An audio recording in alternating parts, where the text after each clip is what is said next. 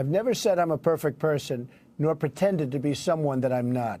I've said and done things I regret, and the words released today on this more than a decade-old video are one of them. Anyone who knows me knows these words don't reflect who I am. I said it, I was wrong, and I apologize. I've said some foolish things, but there's a big difference between the words and actions of other people. Bill Clinton has actually abused women, and Hillary has bullied, attacked, shamed, and intimidated his victims.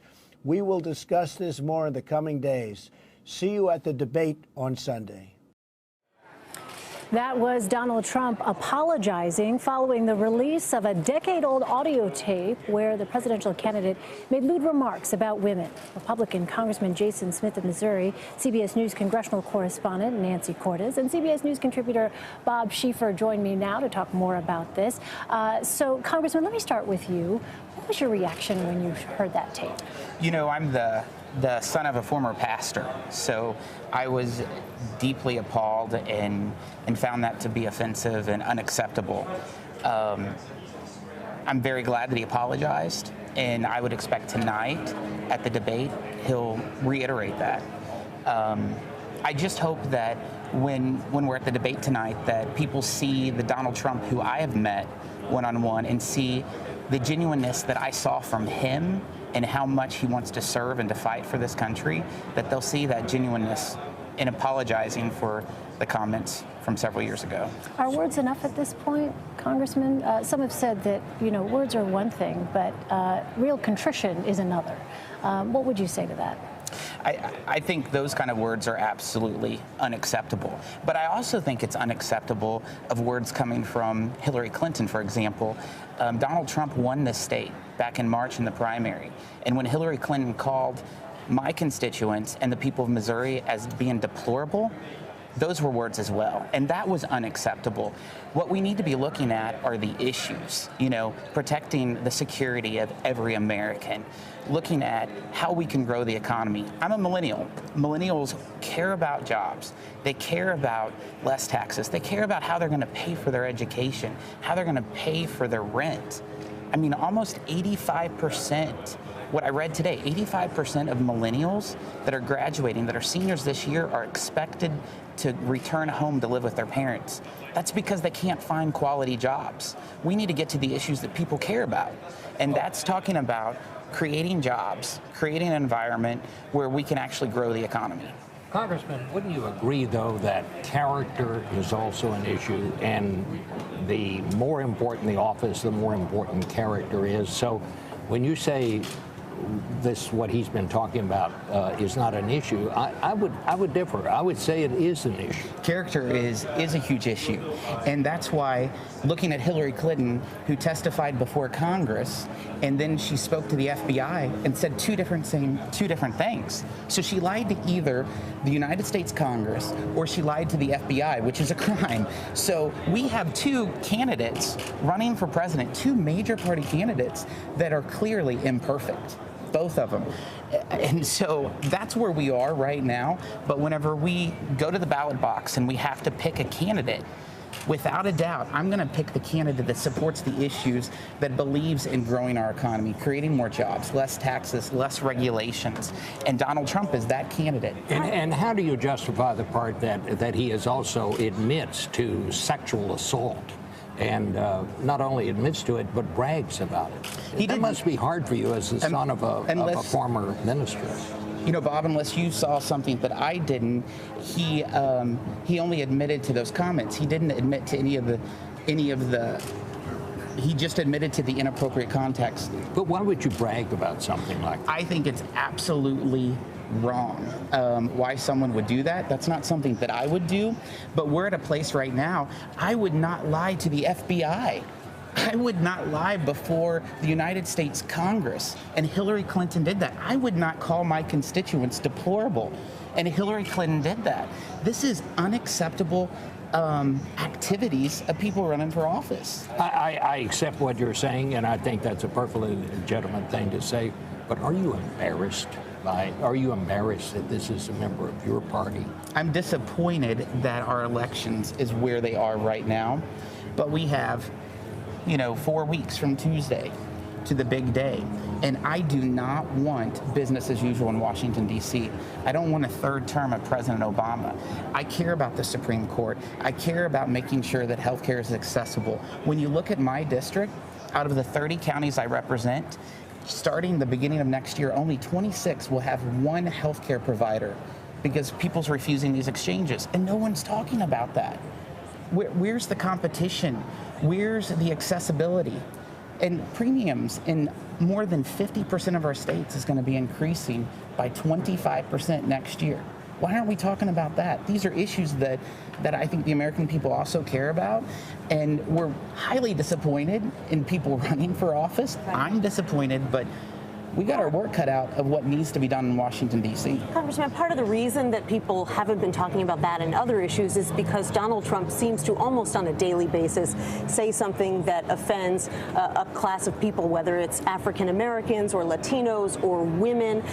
And so that's what gets talked about, not issues like Obamacare, for which he has no plan for a replacement anyway. And you now have this unprecedented situation where Republican leaders, and we're not talking about people in swing districts always here. We're talking about John Thune of South Dakota, or Jason Chaffetz of Utah, Martha Roby of Alabama, people who I'm sure you've worked with and respect, now saying that regardless of whether they are closer to him on the issues than Hillary Clinton, they can't get behind this person.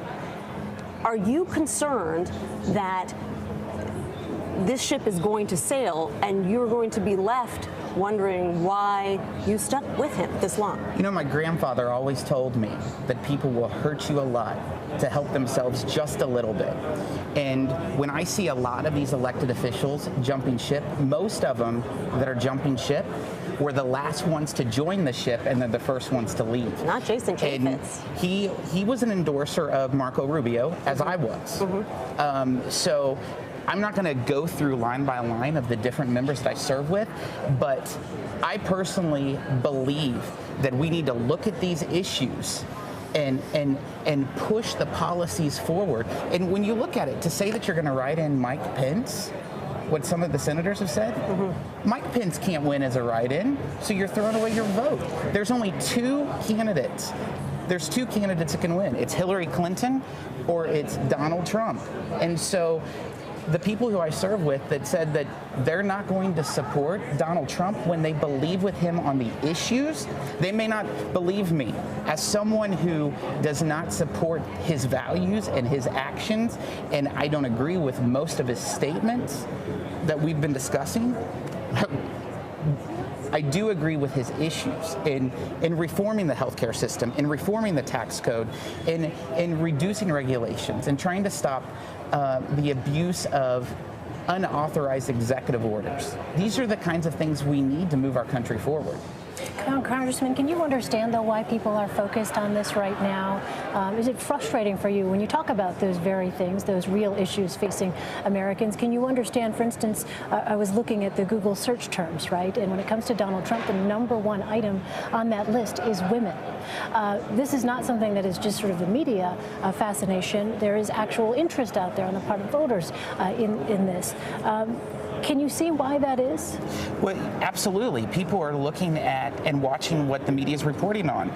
For example, the WikiLeaks article that came out. We have Hillary Clinton who says one thing to Wall Street millionaires and says an absolute something totally different to the Democrat primary voters when she's debating Bernie Sanders.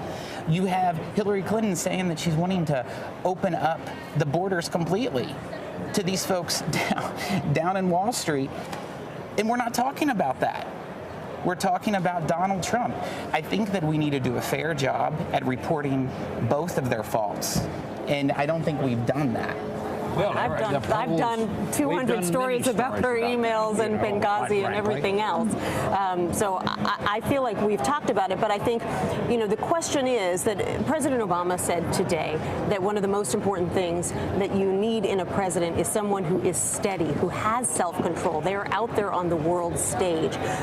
Is that something that worries you? Because Donald Trump has now shown a pattern of saying outrageous things. It's why he was on the Howard Stern show for so many years because he's skilled at saying outrageous things. What worries me is that Hillary Clinton is not someone I can trust. She testifies before Congress, says totally opposite of what she says to the FBI director. So she's clearly lying to either members of Congress, which is illegal, or she's lying to the FBI, which is illegal.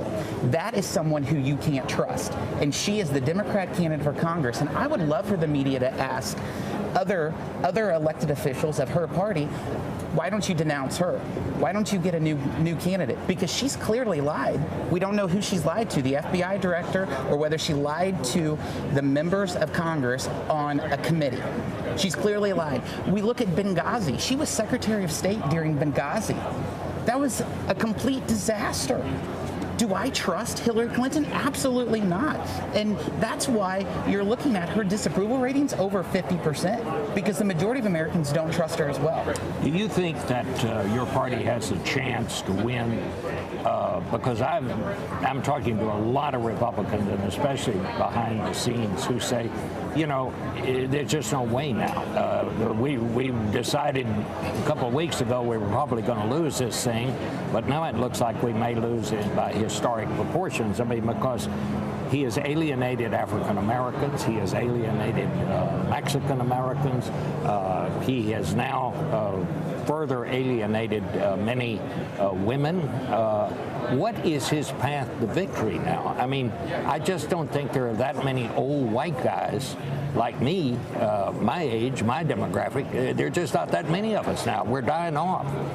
So how do you win? Where do you get the votes to win? I would never predict this election because everything I've predicted so far has been wrong and incorrect.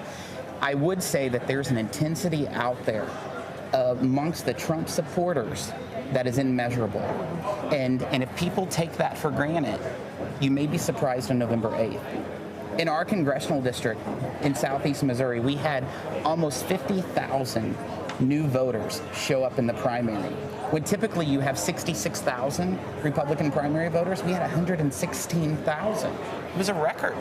And these are people that aren't really new voters, they're just non-typical voters, not likely voters, not like 3s of 4s, 4s of 4s. So there's something going on out there that's hard to imagine. I don't know who all the supporters are. I don't know who all the voters are. But this election, I've been wrong predicting everything, so I would hate to answer that at all. Some Republicans say that there's a civil war brewing in your party and that it is going to have to happen and it's going to be ugly before you can kind of move on and emerge on the other side. Is that how you see it? And if so, who's going to win that fight? There's no civil war. That's just media hype. Republicans are very independent and we have strong opinions, and we don't follow all in a flock. Mm-hmm. So as you can see, when people disagree with issues, they may not stay there. And so there's no civil war. It's just that we do truly disagree on different topics. All right. Congressman Jason Smith, thank you so much for your time, sir. Really appreciate it. Thank you. Welcome to the Show Me State.